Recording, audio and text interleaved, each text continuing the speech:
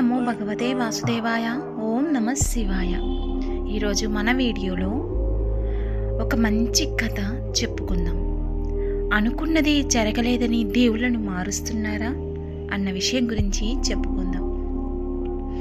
కష్టం వస్తేనే దేవుడు గుర్తొస్తాడు చాలామందికి. అందుచేతనే దేవుడు ఎప్పుడు గుర్తు రావాలో కుంతీదేవి తనకు ఎప్పుడు కష్టాలు కలగాలని కోరుకుంది. అయితే సాధారణంగా అందరూ కష్టాలు తొలగించమని దేవుణ్ణి కొలుస్తారు.